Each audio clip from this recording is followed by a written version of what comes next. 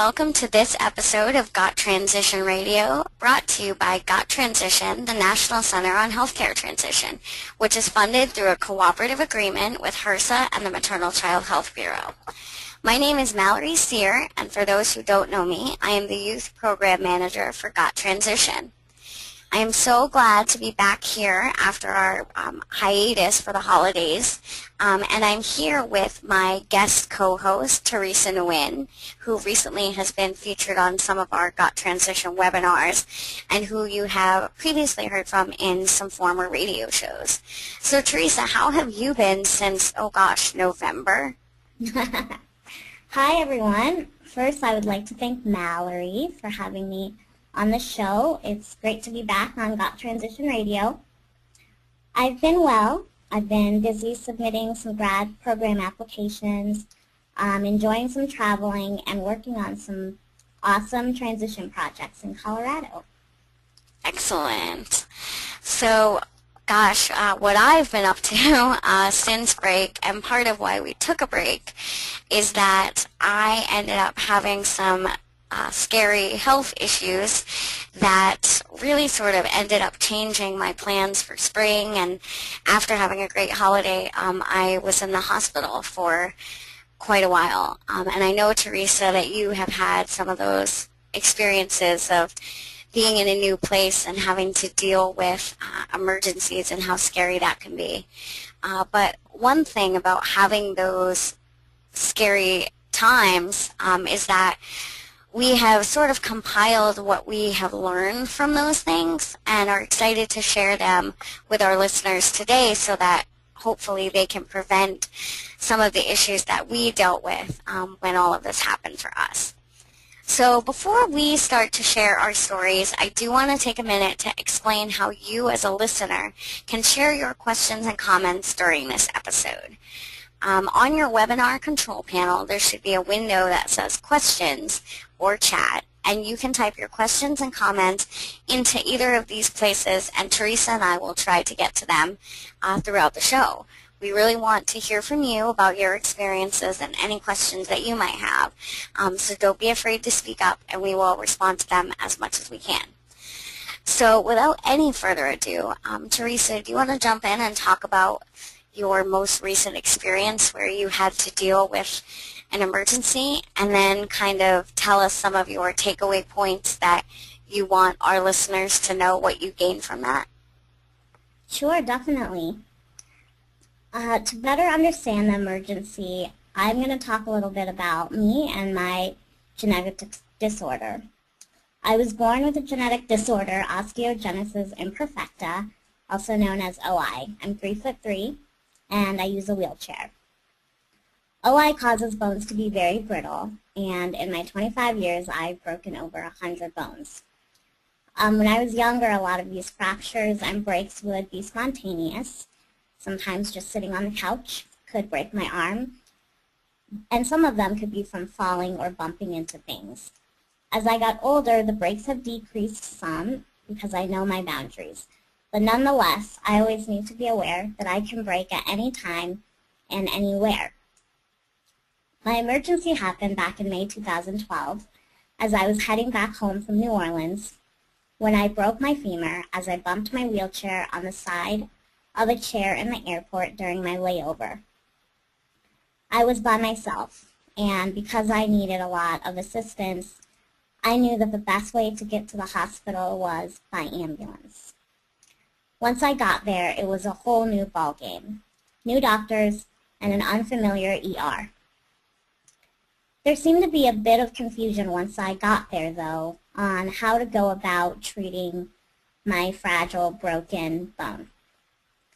Luckily, I was able to communicate with my regular provider back at home via cell phone, and he helped talk the new doctor through my treatment plan.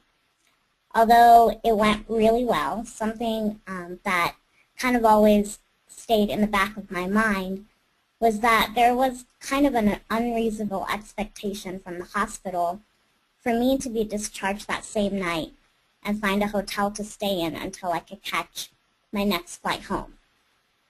That was very unrealistic for me, and Luckily, again, my regular provider back from home advocated for me to stay overnight and be admitted into the hospital for pain management. I called my family that night, and my sister drove 8 hours through the night to come pick me up and drive me home. She is my hero. I definitely have learned a lot of things from this experience. Number one, everybody should always have access to their portable medical summary. I did not have my medical summary at the time, and luckily I was conscious and able to assist the new doctors with my care, but it really got me to thinking about, what if I was not conscious and, and I didn't have my medical summary. That would have definitely been a little bit tougher to handle, I think. Another big lesson that I learned was to not be afraid to ask for help. In my case, it was asking for help from my orthopedic specialist back home. He advocated for me, even though he knew that I could have managed when it came down to it. But the hospital definitely would not have admitted me overnight if it wasn't for him. And the thing is, when you're in an emergency, you might not have the energy to start being a leader or an advocate. And I'm thankful for that. Although I'm very fortunate to have access to my specialist via cell phone, I know that it's kind of a rare case. And my advice for those who don't have that kind of access would be to contact your home hospital and talk to the provider on call.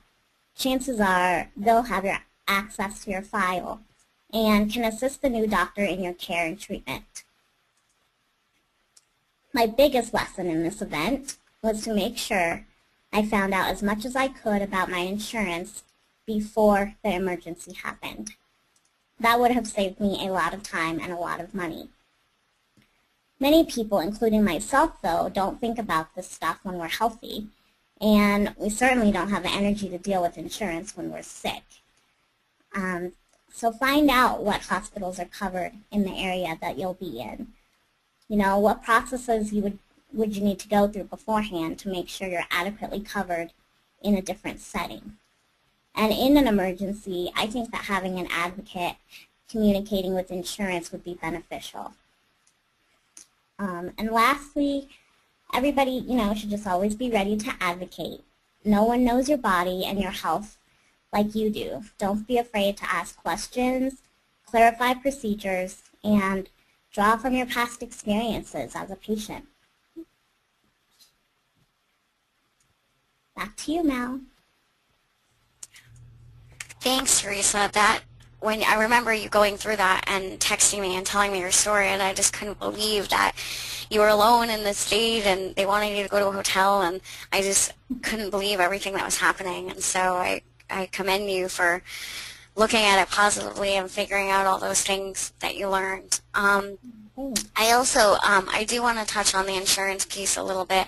We did just have a question about someone who had a similar experience and their child's insurance company denying coverage after the hospital stay. So again, it's really important to think about these things and figure out those key pieces, and we do know that things vary state to state and depending on the plan that you have. So while we can't necessarily give specific answers to every scenario that may come up, insurance is definitely something that can rear its ugly head during an emergency.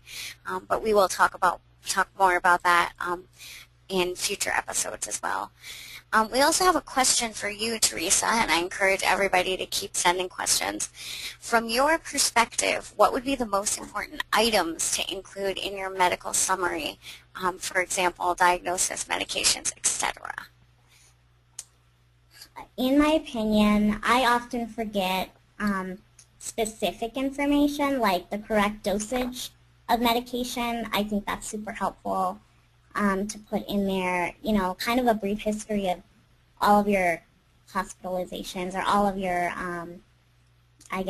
past appointments in the hospital, and a brief summary of what happened there and what was the outcome things like that would be important for me. And this is Mal. We also are going to talk a little bit more about that as we have a great template provided as a resource at the end of this episode. And the way I look at it in terms of filling it out is think about the questions that everybody asks you when you check into the ER. What are your allergies?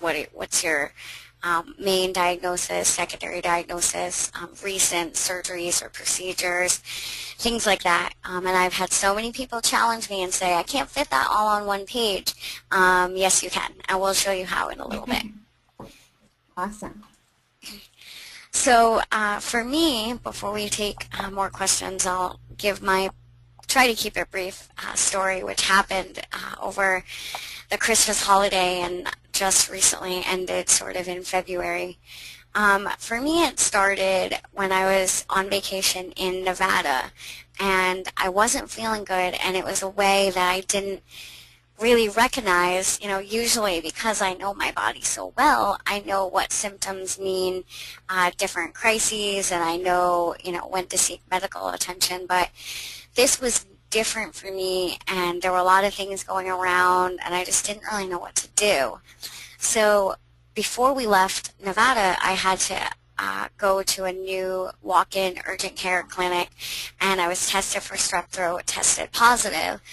So I sort of assumed that was all it was. I started antibiotics when I got home, but as the days went on, I felt myself just getting worse and worse, and I had had strep throat before when I was younger, and I knew this was not it. Like, I just felt really strange. I felt dizzy and scared, and like the room was spinning, and I couldn't put my finger on it. So finally, once I was home, I called one of my good friends and, decided that I needed to go to the hospital, but at that point, I didn't really know what to do because I don't have primary care yet, living in Boston since I just moved in August. And I didn't know whether I should go to the health center through Boston University or if I should just go to the ER.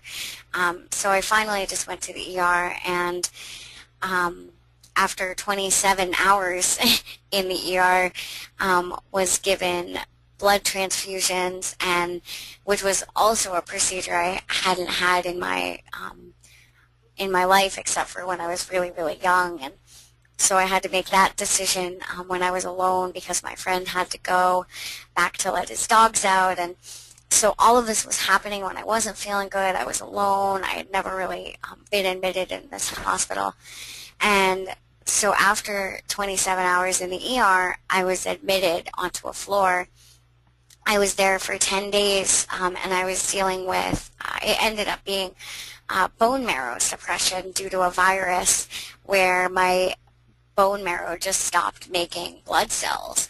So I was dealing with hematology, which was a department I hadn't had a lot of experience with previously. I was having all these new procedures and blood tests, and, my parents drove down, and it was just completely uncharted territory for me, even though I have a lot of experience in the healthcare system.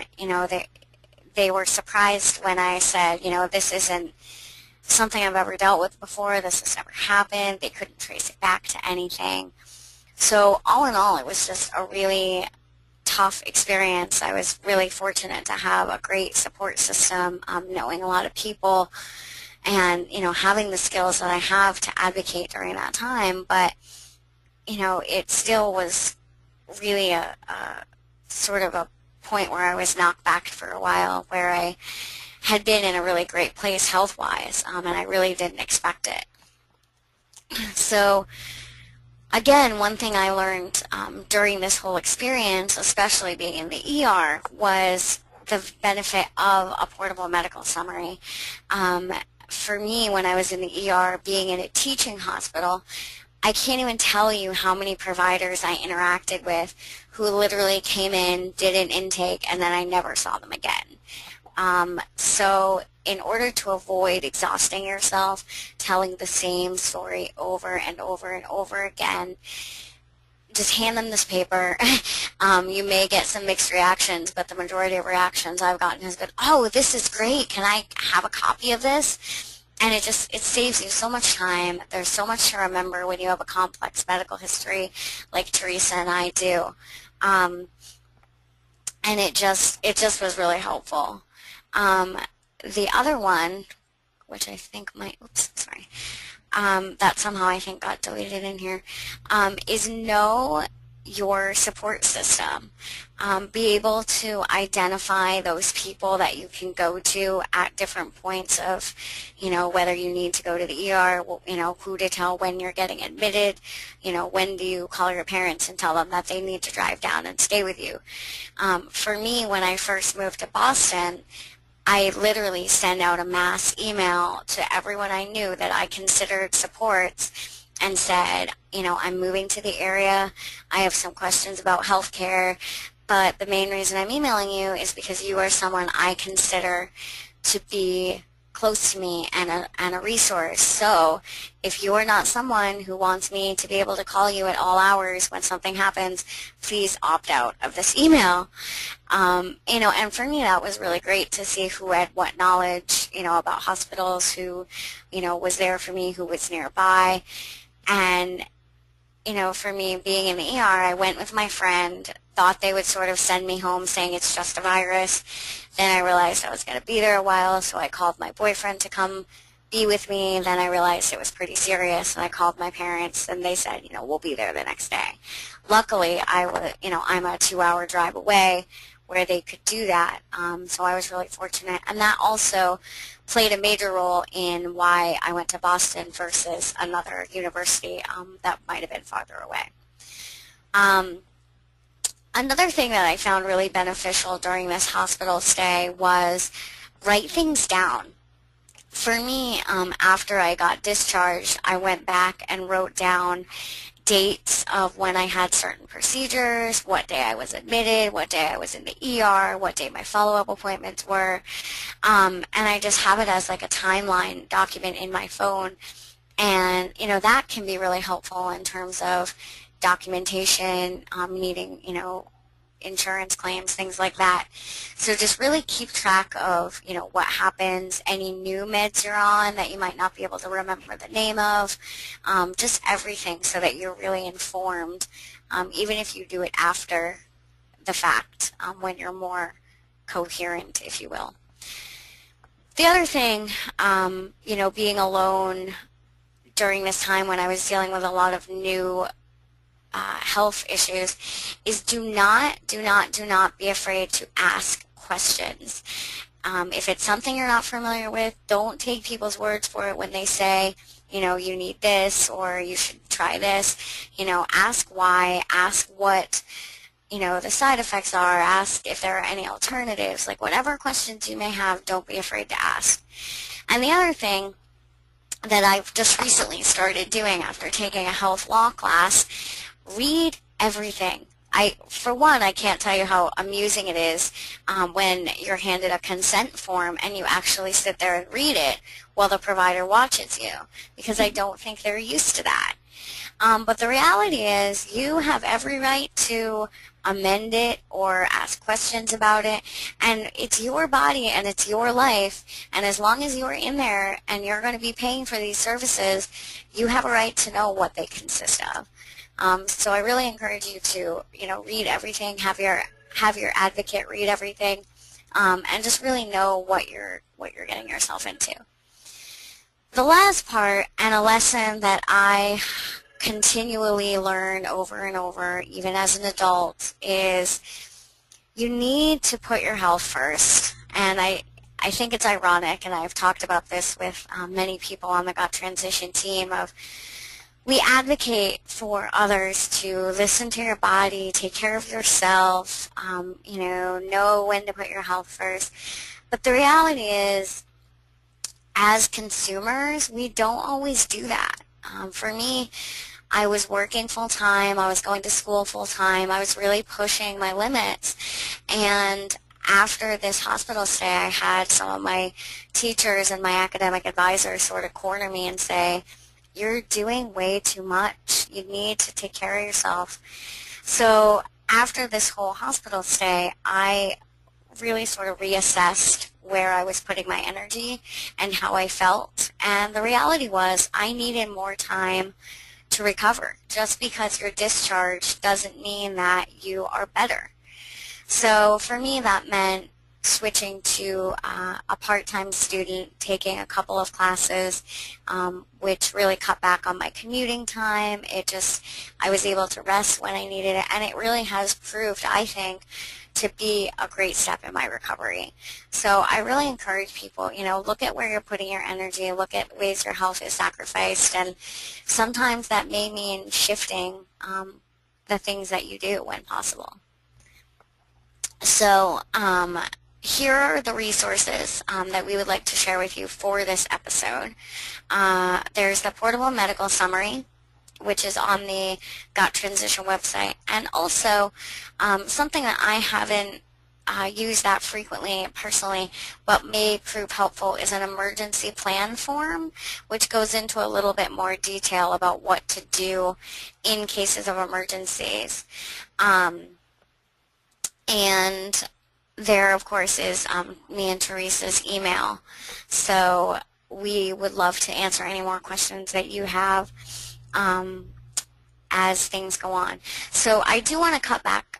We have some more questions from our listeners as we talk about resources. Are there tools or resources that you find helpful to keep your portable medical summary with you? Do you have paper copies on your cell phone or other? And I'll answer that real quick, and I'll let Teresa follow up. For me, I do have a paper copy, and I find it really inconvenient. I actually, as I was in this sort of weird low blood count haze, I remember telling myself, you have to print your medical summary because you're going to the hospital. You have to follow through with these two things because you will be glad you did. But I'm also currently working with another grad student who is hoping to implement some sort of transition app for young adults where they can store something to that effect on their cell phone. I'm sure there's a way that you could have it, on an iPad as a PDF. For me, it's helpful having a paper copy because if a doctor wants it, I can kind of just say, here, you can have it, or they can copy it and give it back to me. So in that sense, it's kind of nice to have a paper copy, but in terms of having it with me all the time, I really don't.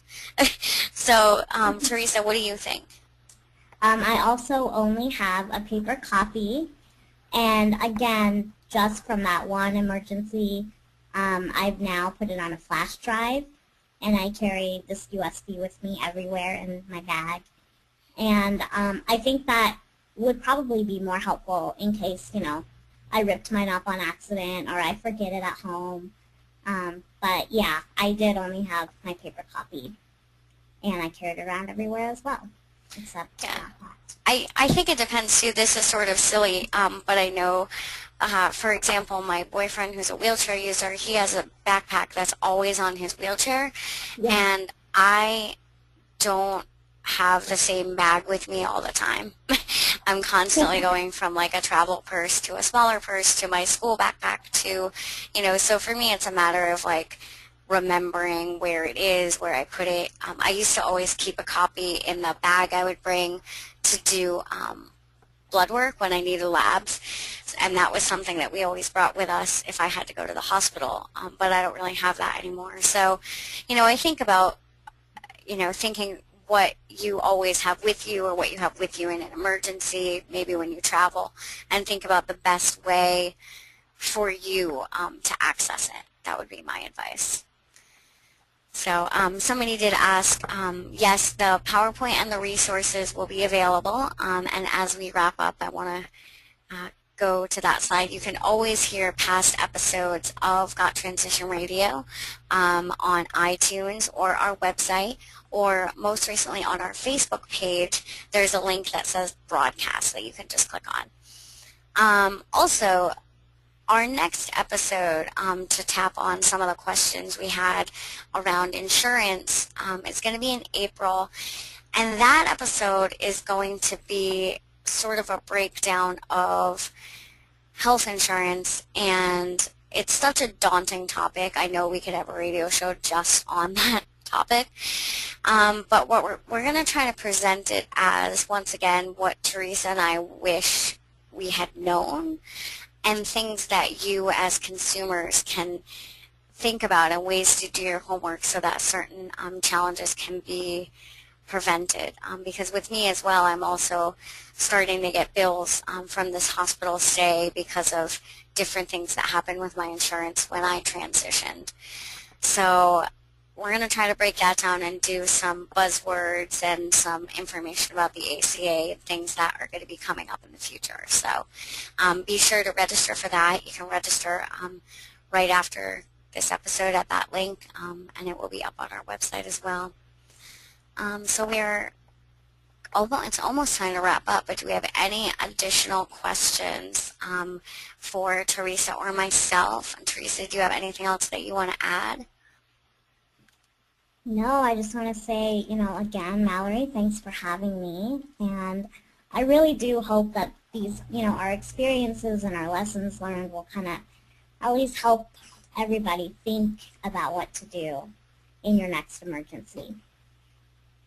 Yeah, and I think the biggest thing that I can stress is just, from a transition perspective, is really assess where you are, what your options are in terms of if you're going to college, if you're moving to a new state, if you're traveling even. I know hotels have a list of emergency numbers, but, maybe Google what hospitals are in the area, how you would get there. Do talk to the people that you consider to be in your support network and, confirm who might be your first point of contact, your second point of contact, and have those conversations, because sometimes we can assume that people are there for us as support, and then when it really comes that time where you need somebody, you look around and go, oh my gosh, who do I really have here?